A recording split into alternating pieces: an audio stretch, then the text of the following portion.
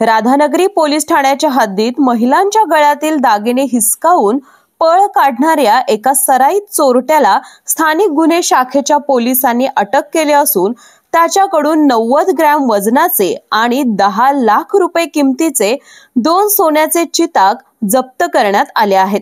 सावर्डे पाटणकर येथे गेल्या वर्षी सोनाबाई पाटील या शेतात काम करत असताना त्यांच्या गळ्यातील सोन्याचे चिताक हिसकावण्यात आले होते।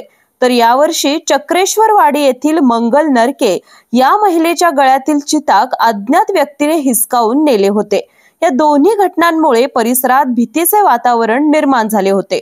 या जबरी चोरीच्या गुन्ह्यांचा तपास करण्यासाठी पोलीस अधीक्षक योगेश कुमार गुप्ता यांनी जिल्ह्यातील सर्व पोलिसांना तपास करण्याचे आदेश दिले। त्यानुसार स्थानिक गुन्हे शाखेच्या पथकाने तपास सुरू केला। दरम्यान राधानगरी तालुक्यातील लक्षतीर्थ वसाहत इथल्या आयडियल कॉलनी परिसरात संशयित फिरत असल्याची माहिती पोलिसांना मिळाली। मिळालेल्या माहितीनुसार पोलिसांनी आज सकाळी सापळा रचत चक्रेश्वरवाडी येथील नामदेव पाटील याला ताब्यात घेतले आणि कसून चौकशी दरम्यान चोरीची कबुली मिळाली। पोलिसांनी त्यांच्याकडून 90 ग्रॅम वजनाची 10 लाख रुपये किमतीची सोन्याची 2 चिताकं जप्त केलीत।